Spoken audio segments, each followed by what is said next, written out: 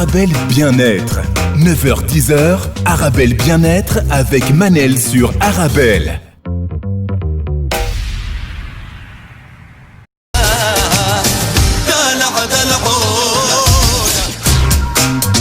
Arabelle Bien-être avec Manel sur le 106.8 FM.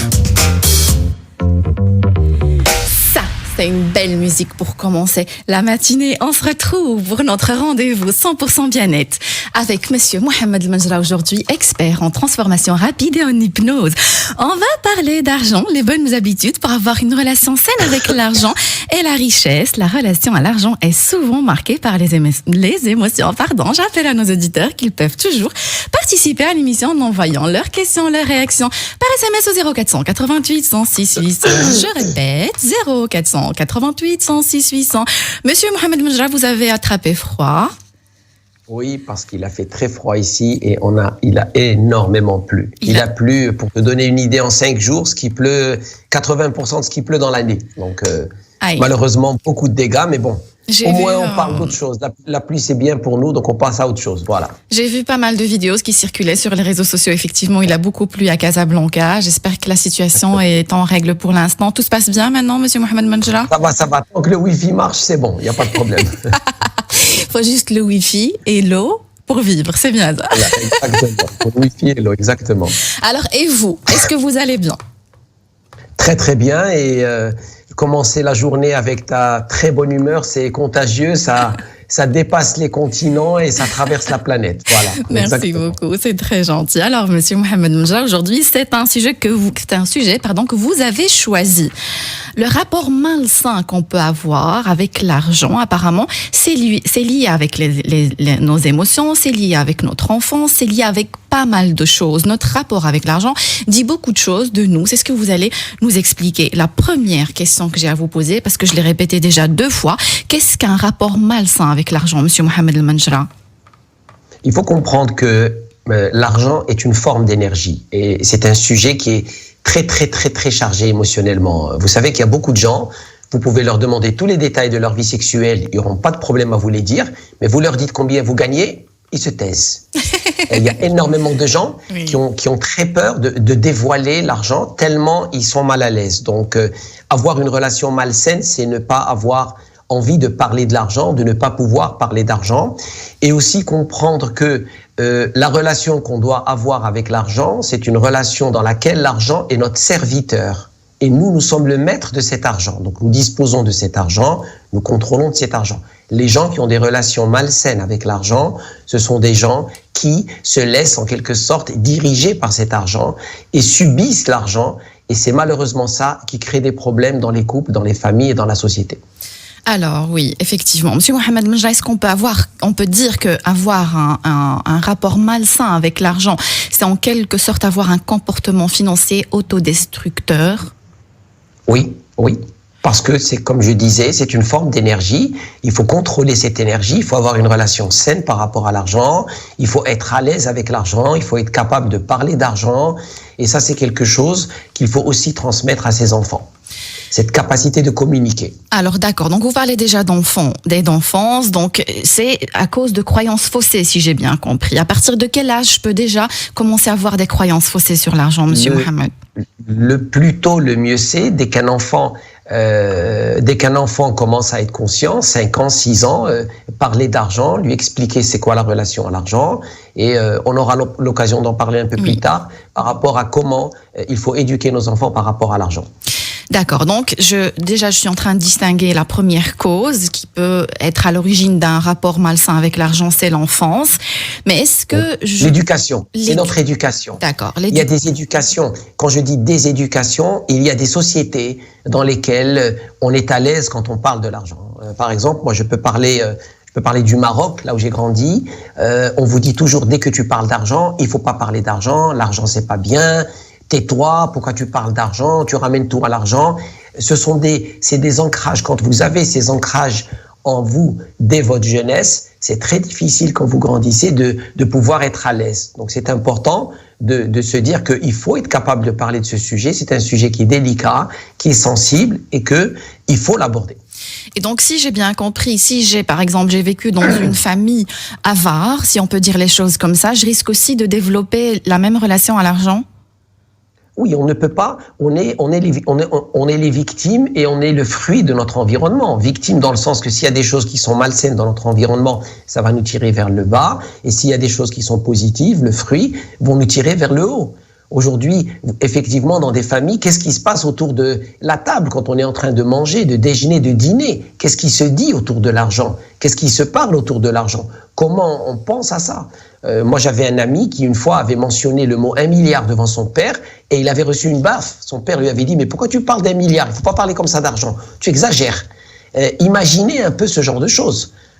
Donc c'est un sujet qui est très émotionnel, très chargé émotionnellement, et c'est pour ça que je me disais que c'était important qu'on en parle aujourd'hui.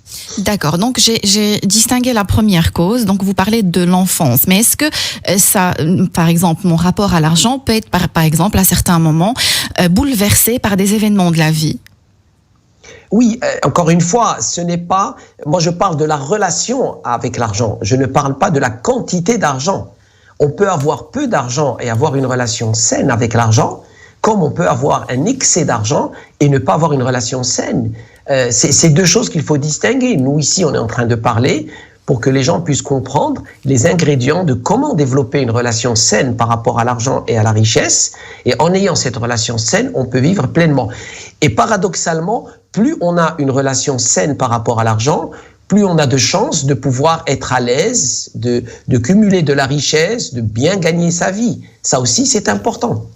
D'accord. Sarah, sur Instagram, je vais prendre votre question un peu plus tard dans l'émission. Je rappelle à nos auditeurs qu'ils peuvent toujours participer à l'émission en envoyant leurs questions, leurs réactions par SMS au 0488 106 800. Je répète, 0488 106 800. J'ai une question à vous poser, Monsieur Mohamed El-Menjlaï. J'espère que je ne vais pas être maladroite. Je vais essayer de bien choisir mes mots. La pauvreté, ici, on a vécu une enfance dans la pauvreté, est-ce que ça fausse aussi ou alors ça influence notre relation ou rapport avec l'argent? Quelle influence ça peut avoir sur l'adulte qu'on est maintenant?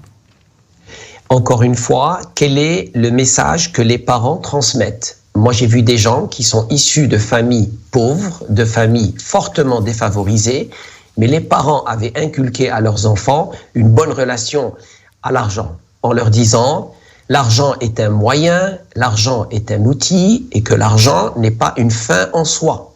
Quand vous inculquez les bonnes valeurs reliées à l'argent, vous pouvez bien éduquer vos enfants. Comme d'un autre côté, vous pouvez avoir des familles qui sont très riches et ils expliquent à leurs enfants que avoir de l'argent, c'est une finalité. Non, une relation saine avec l'argent, c'est une relation où l'on comprend que l'argent est un outil, qui est un moyen, mais ce n'est jamais une fin en soi. D'accord. Monsieur Mohamed El-Menjlaï, comment repérer notre rapport à l'argent? Alors, comment repérer, par exemple, je rencontre quelqu'un, je fais connaissance, comment repérer le rapport qu'il a avec l'argent? On le voit très vite. Et c'est d'ailleurs, pour moi, c'est un facteur qui permet de, quand vous rencontrez une personne pour la première fois, vous pouvez juger la personne, comment elle se comporte par rapport à l'argent. Je m'explique. Vous allez au restaurant, est-ce que la personne donne des pourboires? Est-ce que la personne est généreuse? Est-ce que la personne, quand vous faites des projets pour l'avenir, elle participe avec vous? On va faire comme ça, on va faire comme ça. L'argent est très, très, très, très révélateur. L'argent est très révélateur. Une personne radine avec l'argent sera radine en comportement. Parce que souvent, ce que l'on fait, une fois, c'est ce que l'on fait toujours. On ne peut pas avoir une relation d'une certaine façon avec l'argent et d'autres relations avec d'autres choses.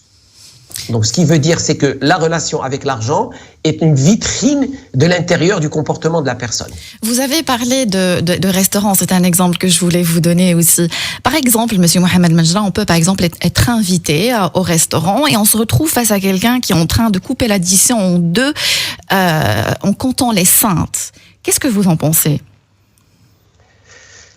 Moi, je serais pour l'échange, pour le fait qu'une fois c'est une personne qui paye, une fois c'est l'autre. Je suis plus dans le partage, dans l'échange. Je sais que bon, quand on est étudiant, des fois on doit le faire, mais de pouvoir échanger, partager, c'est important. L'argent très vite révèle est-ce qu'il y a une générosité ou pas dans l'attitude de la personne. Excusez-moi, qu'est-ce que vous avez dit? L'argent est révèle très vite est-ce qu'il y a une générosité derrière dans le cas du caractère de la personne. Et générosité aussi émotionnelle, c'est lié? Oui, bien sûr. Quand on n'est pas généreux avec l'argent, c'est souvent le fait qu'à l'intérieur, on n'est pas généreux. Si on n'est pas généreux d'argent, ben, on ne sera pas généreux même émotionnellement.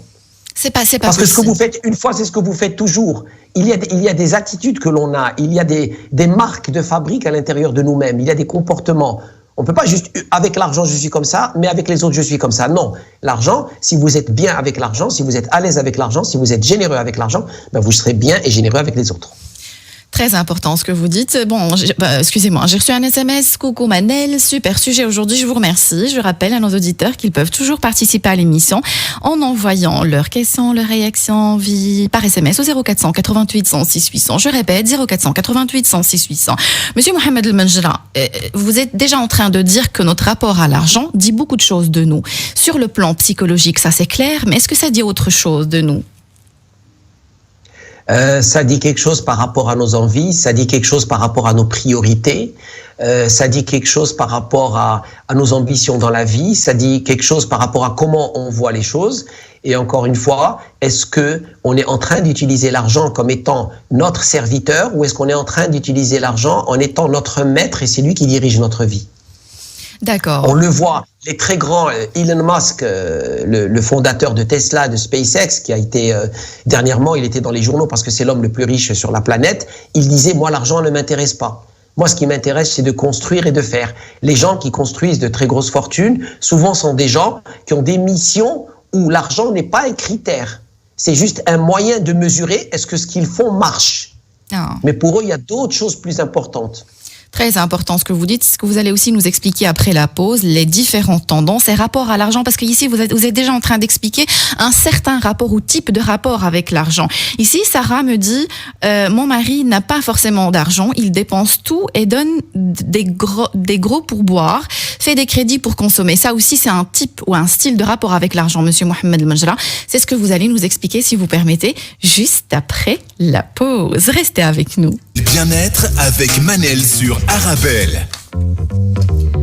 Et on se retrouve pour notre rendez-vous quotidien 100% bien-être 9-10 heures sur Arabelle. Aujourd'hui, je reçois monsieur Mohamed El Menjra, expert en transformation rapide et en hypnose. Il est en direct du Maroc, Casablanca. On parle des habitudes ou les bonnes attitudes pour avoir une relation saine avec l'argent. Je rappelle à nos auditeurs qu'ils peuvent toujours participer à l'émission en envoyant leurs questions, leurs réactions par SMS au 0488 106 800. Je répète, 0488 106 800. Alors, monsieur Mohamed El Menjra, on doit parler des différentes tendances et rapports à l'argent. D'accord ? Les comportements typiques qu'on peut avoir vis-à-vis de l'argent, d'accord ? Donc, j'ai reçu un message. Donc, mon mari n'a pas forcément d'argent, il dépense tout et donne des gros pourboires, fait des crédits pour consommer.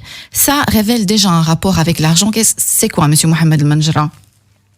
Oui, parce que l'argent est une conséquence, comme la santé est une conséquence, comme la richesse est une conséquence. On vit dans un monde de cause à effet. Quelqu'un qui n'a pas une relation saine par rapport à l'argent, c'est une conséquence d'une attitude ou d'un comportement qu'il a. Cette personne qui a ce comportement excessif par rapport à l'argent, c'est peut-être qu'à l'intérieur, c'est une personne qui ne planifie pas, qui n'anticipe pas, et c'est peut-être la chose qui dérange sa femme.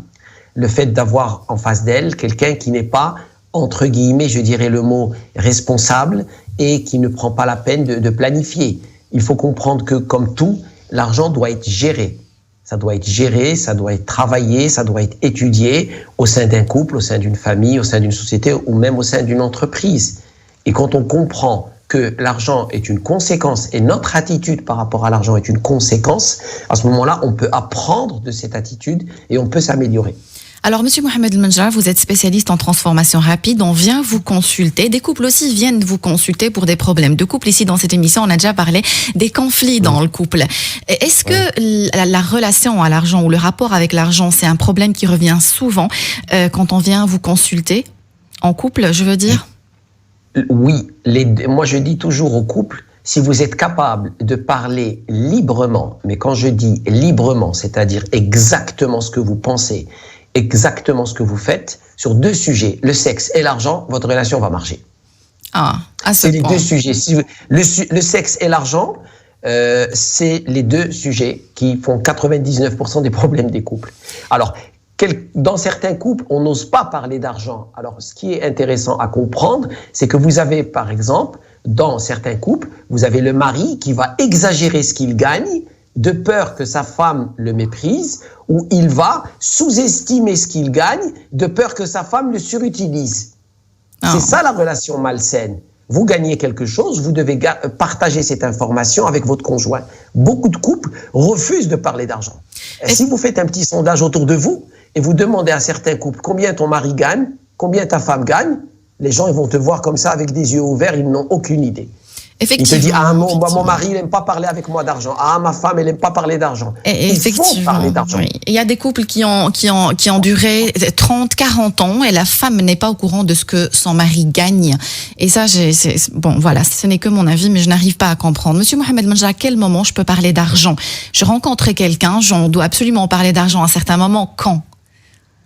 Quand on sent qu'on est en train de construire des plans d'avenir avec cette personne et qu'on a envie de voir comment l'argent sera géré au sein de la relation et au sein du couple. D'accord. Lui dire comment on va gérer les finances à l'avenir. Voilà ce que tu dois assumer. Voilà ce que je dois assumer. Parler des choses de cette façon-là, c'est une bonne idée? Oui. C'est-à-dire, on est en train de dire, nous voulons construire un projet de vie ensemble. Comment tu vois ce projet de vie? Comment tu souhaites le construire? Comment tu voudrais qu'on fonctionne? Comment ça va se passer? Comprendre les mécanismes. Et là, tout de suite, les choses vont commencer à se révéler. Quand on va acheter une maison, est-ce qu'on va mettre la propriété à 50%, 50%? Comment on va faire pour la traite? C'est des sujets très épineux, c'est des sujets très délicats, parce que beaucoup de gens associent l'argent à leur fierté personnelle. Ils associent ça par erreur. Je gagne beaucoup, je suis très bien. Je gagne peu, je suis pas bien. Je gagne beaucoup, je suis à l'aise. Je gagne peu, je suis sensible. Je gagne beaucoup, tu peux me dire ce que tu veux. Je gagne peu, la moindre phrase, je m'énerve. Un exemple très simple, une personne qui gagne 1000 ou 2000 euros par mois, dès qu'il y a un problème, il est sur les nerfs parce qu'il y a les traites à payer, les crédits, l'école des enfants et le reste. Cette même personne, vous lui multipliez son salaire par 100, soudainement, il est beaucoup moins susceptible, il n'en a rien à foutre parce qu'il est bien. Donc les gens ne sont pas à l'aise de parler de l'argent parce qu'ils estiment que les montants qu'ils vont annoncer vont être jugés et ils ont peur que ces montants ne soient pas à la hauteur des gens qui sont en face. Donc il se dit, tu sais quoi, je ne vais pas parler d'argent, comme ça personne ne va me juger. Effectivement, et si on revient au couple, ce qu'on nous a appris, Monsieur Mohamed Menja, c'est ne jamais oser poser la question à un homme, même à notre futur mari, par peur qu'il interprète mal les choses. Est-ce qu'elle a des intérêts? Est-ce qu'elle a, je le vois aussi autour de moi, mes copines, c'est très sensible. On peut pas parler de ça, sinon il peut croire qu'on est intéressé. S'il croit ça, ben c'est pas la bonne personne. Ben voilà, c'est aussi ça. J'adore vos réponses, Monsieur Mohamed Menja. Parce qu'ici, dans cette émission, je reçois aussi coach Soraya Arlid. Elle n'a pas toujours le même discours que vous. Et on se rejoint, moi et vous, dans ce point-là. Je me dis tout le temps, si ma franchise ne plaît pas à cette personne-là, il a qu'à aller choisir quelqu'un d'autre. C'est aussi simple que ça. Ouais, comment vous pouvez envisager de construire un projet de vie avec quelqu'un et quand vous lui posez une question, comment ça se passe dans ton travail, combien tu gagnes, comment ça fonctionne, et la personne te dit, je refuse de parler de ça. C'est pas possible. Bon, bien sûr, vous n'allez pas lui demander lors de la première rencontre, mais au bout d'un moment, quand la relation devient un peu plus sérieuse, parler de l'argent, comme parler de sexe, comme parler de voyage, comme parler d'éducation des enfants, comme parler d'évolution, font partie des sujets qui doivent être abordés. Et dans un couple, on doit être capable de parler de tout. On parle toujours communication dans le couple. Eh bien, la communication dans le couple, ça ne veut pas dire parler bien, ça veut dire être capable de parler de tous les sujets. C'est un travail, on va dire, assez complexe, Monsieur Mohamed Menja. Il y a la société, il y a les croyances, il y a les parents, les grands-parents, toute une génération qui a un rapport, on va dire, si je peux dire les choses comme ça, malsain avec l'argent. Je rappelle à nos auditeurs qu'ils peuvent toujours participer à l'émission en envoyant leurs questions, leurs réactions par SMS au 0488 106 800. Je répète, 0488 106 800. Monsieur Mohamed Menja, ici dans cette émission, on a parlé de la loi de l'attraction, d'accord? Vous nous avez expliqué comment atteindre nos objectifs dans la vie en utilisant la loi de l'attraction et vous avez dit ça marche. Toutes ces croyances que j'ai par rapport à l'argent, les croyances négatives, est-ce que ça peut aussi influencer ce que je gagne par mois, ma situation financière par exemple? Oui. Par rapport à la loi de l'attraction, vouloir construire, vouloir avoir de l'argent, vouloir avoir de la richesse, c'est dire oui à soi-même. Le problème, c'est que les gens, leur thermostat financier, il est très faible. La raison pourquoi ils ne veulent pas penser à beaucoup d'argent, parce qu'ils ont peur de ne pas obtenir cet argent, mais encore pire que ça, ils ont peur de l'obtenir et de se sentir transformés suite à cet argent. Parce qu'on leur a inculqué cette idée que, tu sais, l'argent, ça transforme les gens. Quand tu auras beaucoup d'argent, tu seras transformé. Quand tu auras beaucoup d'argent, tu seras plus le même. Donc, on inculque ça aux gens. Et beaucoup de gens, qu'est-ce qu'ils se disent? Tu sais quoi? Je ne vais pas ambitionner pour avoir beaucoup d'argent. Je veux juste un petit peu. Et leur thermostat financier, ils le règlent au plus bas possible. D'accord. Monsieur Mohamed El-Manjra, l'argent fait le bonheur, l'argent ne fait pas le bonheur. C'est une phrase qu'on entend souvent. Récemment, j'ai écouté une interview avec un artiste, je ne citerai pas son nom. Il a dit une phrase qui m'avait assez choquée pour un artiste. Donc, il parle d'argent et il a dit clairement le seul moyen pour être riche, heureux, c'est être riche. Qu'est-ce que vous en pensez? L'argent solutionne, il faut quand même, il y a un minimum de dose de réalisme. L'argent solutionne beaucoup de problèmes. Il ne solutionne pas tous les problèmes. Avoir de l'argent permet de subvenir à ses besoins physiques. Une maison, une voiture, sa santé, l'éducation des enfants, ce sont des choses basiques et simples. Ça résout des problèmes. Maintenant, dès qu'on a atteint ce niveau où on peut se prendre en main par rapport à nos besoins primaires, nos besoins de base, il faut comprendre que le plus important, c'est d'évoluer, c'est de grandir et que l'argent, après, devient un simple serviteur, un moyen pour faire des choses. Mais dès le départ, aller avec cette idée que l'argent n'est pas bien, c'est ça, développer une relation malsaine par rapport à l'argent. Le juste milieu, si j'ai bien compris, comprendre qu'on a besoin aussi d'argent pour s'offrir des plaisirs de la vie, mais ne pas en faire... prendre soin de soi, prendre soin de soi et prendre soin des gens que l'on aime. On a envie de prendre soin de nos parents, on a envie de prendre soin de nos familles, de nos amis. Tout ça, ça demande un minimum de moyens financiers. D'accord. On ne peut pas dire ce n'est pas important. C'est important. L'argent est très important. L'argent est nécessaire. Mais l'argent, et c'est là qu'il y a la relation malsaine qui se déclenche, l'argent n'est pas une finalité. C'est un moyen. Quand les gens comprennent que l'argent est un moyen et pas une finalité, leur vie est exceptionnelle. Quand on dit que l'argent est une finalité, votre vie sera misérable. D'accord. J'ai reçu un message sur Instagram. Je ne sais pas si elle peut me permettre de citer son nom. Bon, bref. Donc, le résumé, c'est une fille qui a rencontré quelqu'un. Elle sent que c'est un radin. Elle dit, j'ai l'impression que c'est un radin. Il ne m'a jamais rien offert. Depuis 6 mois qu'on s'est rencontrés, je vois qu'il fait plaisir à personne. Est-ce un bon départ? Manel, tu sais que je suis très direct et tu adores ça. Oui. Moi, je dis, dans les relations, le premier critère de sélection d'une personne, c'est la générosité. Le premier filtre, si on devait faire passer une personne par les filtres, le premier filtre, c'est la générosité. Si vous sentez qu'une personne n'est pas généreuse, vous arrêtez tout de suite. Quand je dis une personne généreuse, c'est généreuse d'attention, c'est généreuse de gestes.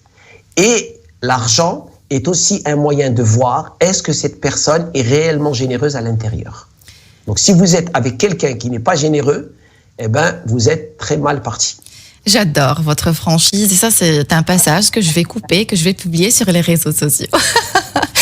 Alors, si j'ai bien compris, Monsieur Mohamed El-Manjra, c'est quand même quelque chose de bien. Et ça dit beaucoup de choses sur nous. Pouvoir offrir à quelqu'un un cadeau, aller prendre la peine d'aller chercher dans les magasins, choisir quelque chose, que ça soit symbolique ou pas, mais choisir juste quelque chose qui peut lui faire plaisir, ça dit beaucoup de choses de la personne. Ça dit que vous êtes capable de donner une partie de vous-même aux autres. Waouh. Parce que quand on prend de son argent, quand on prend de son temps, on prend un peu de soi-même. Et le fait de pouvoir donner un peu de soi-même fait de vous une personne généreuse. Et dans une relation, quand vous avez une personne généreuse en face de vous, vous êtes parti gagnant. D'accord. Est-ce qu'on peut être radin, très radin et aimer? Très dur, très dur. C'est très clair. C'est 2 comportements extrêmement contradictoires. On ne peut pas être la journée en train de compter l'argent et être radin, et le soir on rentre à la maison et soudainement on devient généreux. Moi je ne crois pas. Ce que vous faites une fois, vous le fêtes toujours.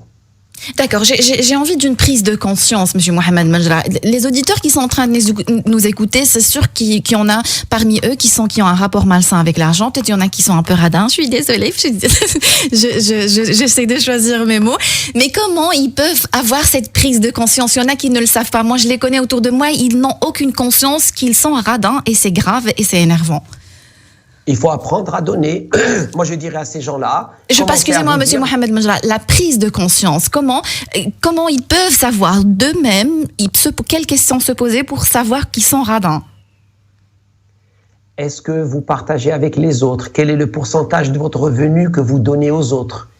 Un exemple très simple, si 10% de ce que vous gagnez, vous le donnez aux autres, aux œuvres caritatives, aux œuvres sociales, ça veut dire que déjà, vous êtes sur la bonne voie. Est-ce que vous partagez avec les autres? Posez-vous cette question. D'accord, donc pour une prise de conscience, c'est ce que j'essaie d'expliquer à nos auditeurs. Donc si vous permettez, Monsieur Mohamed Menjra, j'ai envie de vous poser une question par rapport aux acheteurs compulsifs, mais ça va être juste après la pause. Restez avec nous.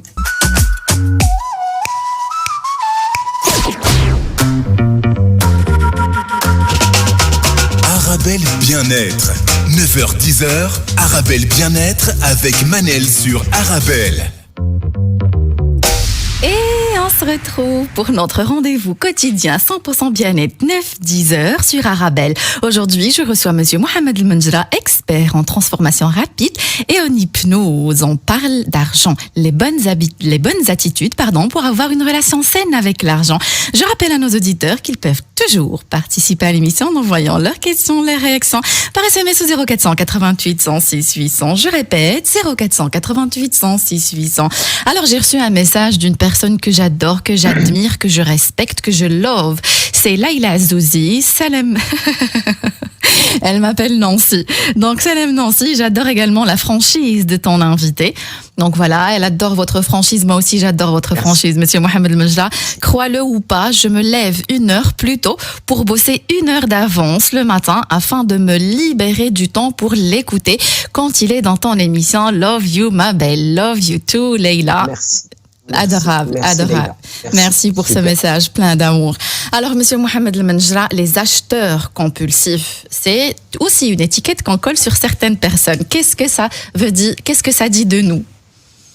Ça veut dire qu'on n'a pas d'estime de soi et que l'on croit qu'en achetant et qu'en faisant des choses, on va se faire plaisir et on va se compenser. Quand vous avez quelque chose qui est excessif, quand vous avez quelque chose qui est compulsif, quand vous avez quelque chose qui est exagéré, dans le comportement humain, c'est qu'à l'intérieur, quelque chose ne va pas. Il faut être dans les équilibres. Vous vous faites plaisir dans tout, oui, mais aller dans un excès, dans une compulsion. Le mot compulsion indique qu'à l'intérieur, il y a un manque de confiance en soi. Il y a beaucoup de gens qui sont dans l'excès compulsif en termes de nourriture ou en termes d'achat ou en termes de surconsommation parce qu'à l'intérieur d'eux-mêmes, ils n'ont pas confiance en eux.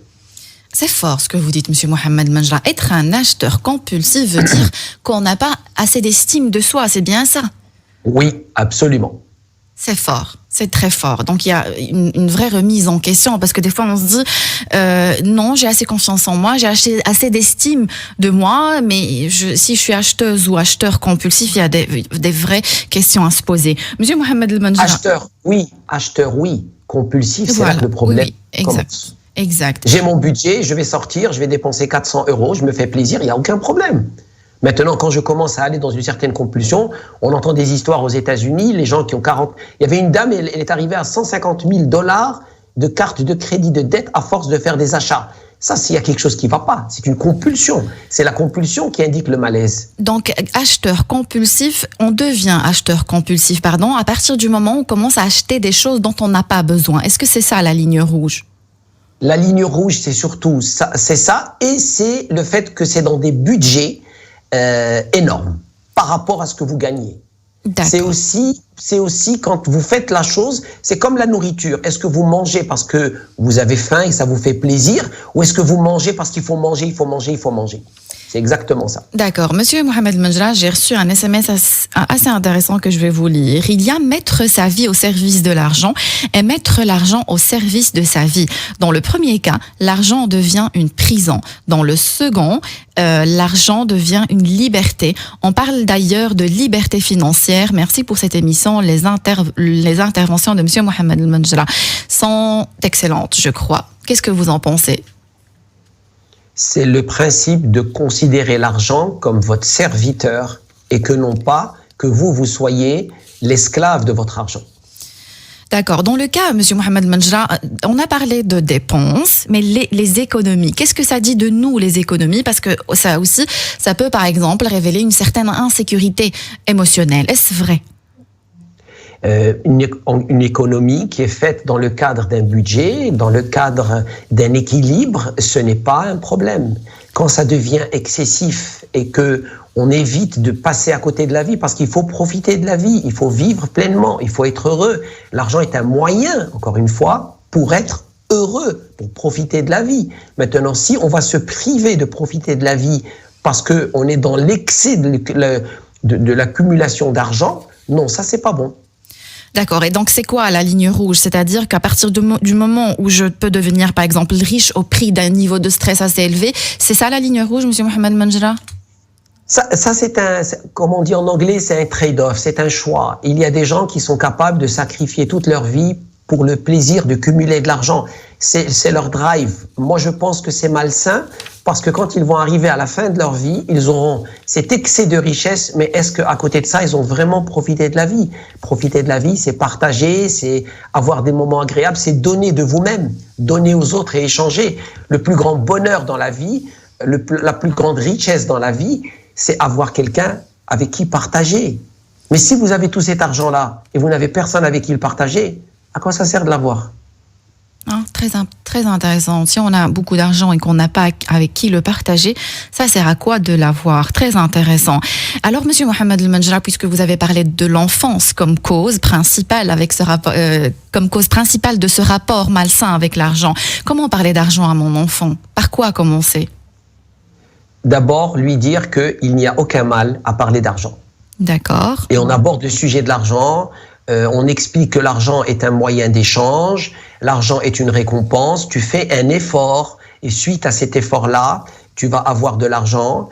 Ce que je faisais moi quand mes enfants étaient beaucoup plus jeunes, quand ils avaient l'âge de 6-7 ans, quand on allait en vacances, je prenais une enveloppe et je mettais dans l'enveloppe le budget de chacun. Et je donnais à chaque personne un petit budget d'argent de poche pour que chacun de mes enfants puisse utiliser cet argent et acheter ce qu'il veut.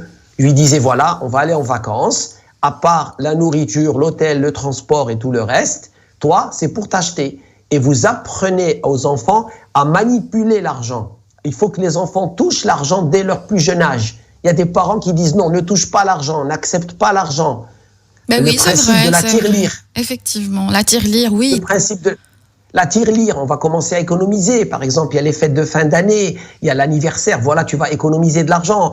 On peut ouvrir un compte sur carnet pour un enfant, une épargne. Voilà, regarde combien tu as gagné, regarde combien de ça. Commencer à ce que l'enfant soit à l'aise avec recevoir l'argent et que l'enfant soit à l'aise avec donner de l'argent. Parce que dans des familles, on dit « Ah non, c'est pas bien, n'accepte de l'argent de personne, l'argent c'est pas bien. » Non, si tu as ton cousin ou un oncle ou quelqu'un de la famille qui est très proche et qui veut faire un cadeau, tu as réussi ton bac, il te donne une enveloppe avec de l'argent pour aller t'acheter quelque chose, ça c'est quelque chose de très sain. Donc apprendre à nos enfants à donner l'argent, apprendre à nos enfants à manipuler l'argent, apprendre à nos enfants à recevoir l'argent et comprendre que l'argent est le fruit d'un effort. Tu vas travailler, tu vas avoir de l'argent. Tu ne vas pas travailler, tu ne vas pas avoir de l'argent. Alors, ce que vous dites est hyper intéressant, monsieur Mohamed Manjra. Non seulement apprendre à dépenser, mais aussi apprendre à recevoir. Et c'est vrai ce que vous dites, oui. Dans notre culture, dès l'enfance, on dit à l'enfant, non, on n'accepte pas. Et moi, par exemple, des fois, j'ai envie de donner une petite somme à un enfant, j'ai directement la mère qui intervient, non. Et c'est aussi des choses que j'ai vécues. C'est très intéressant ce que vous dites. Alors, à partir de quel âge, monsieur Mohamed Manjra, on peut déjà commencer à donner l'argent de poche à un enfant? Dès l'école primaire. Dès l'école primaire, on peut lui donner un peu... L'enfant est au CP, CE1, c'est-à-dire l'âge de 6-7 ans. Vous lui dites, voilà, chaque semaine, je vais te donner tant d'euros. Voilà, tu achètes tes magazines, tu vas acheter je sais pas, du chocolat, des bonbons. Et ben, il apprend à manipuler l'argent. C'est ça le problème, c'est qu'on n'apprend pas à nos enfants à manipuler l'argent. Manipuler l'argent, ça veut dire qu'il a un peu d'argent, qu'il a mis dans son cartable, qu'il l'a gardé, qu'il sait combien il y a, qu'il le compte. Il commence à être à l'aise avec l'argent. On ne parle pas de grandes sommes.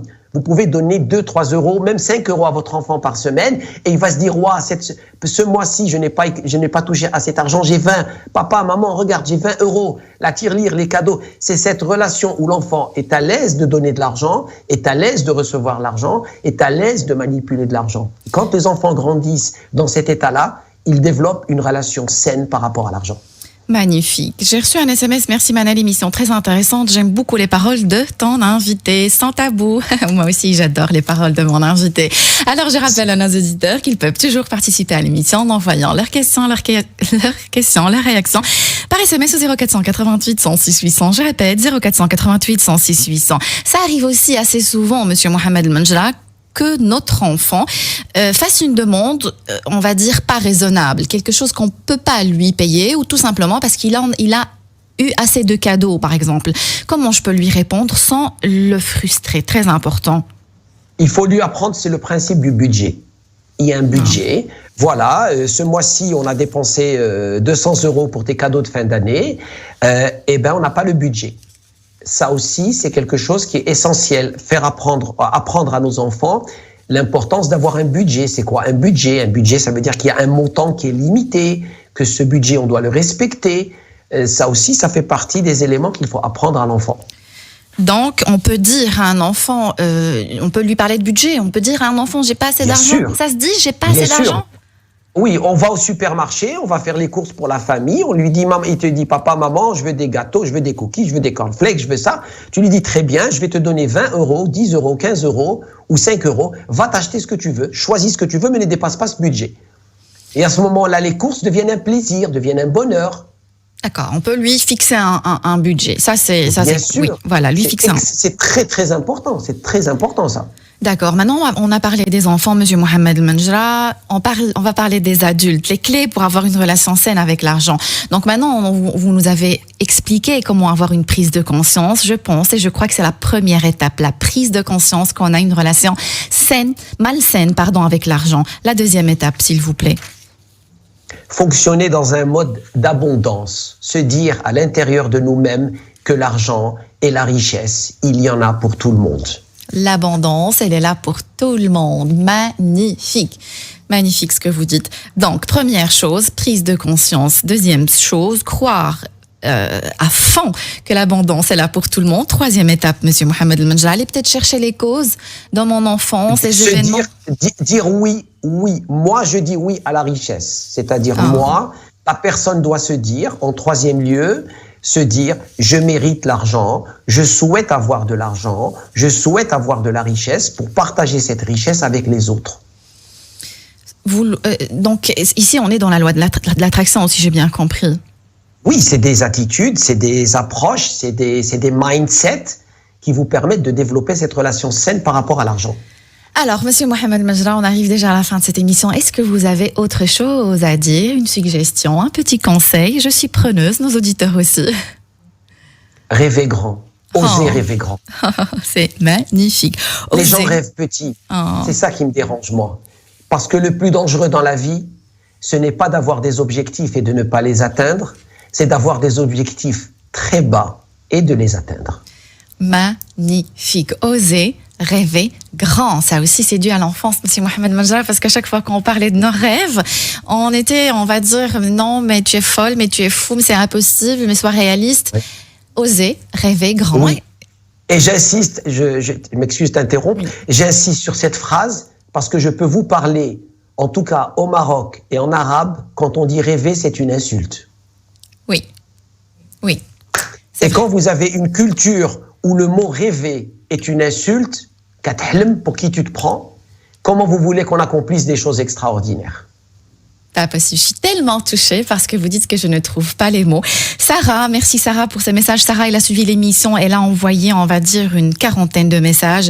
Merci Sarah, merci vraiment, auditrice fidèle, je t'adore. Sarah, Monsieur Mohamed El-Menjra, encore merci d'avoir accepté mon invitation, merci d'avoir donné autant de richesse. On se sent, on a grandi après avoir écouté les paroles de Monsieur Mohamed El-Menjra. Merci beaucoup.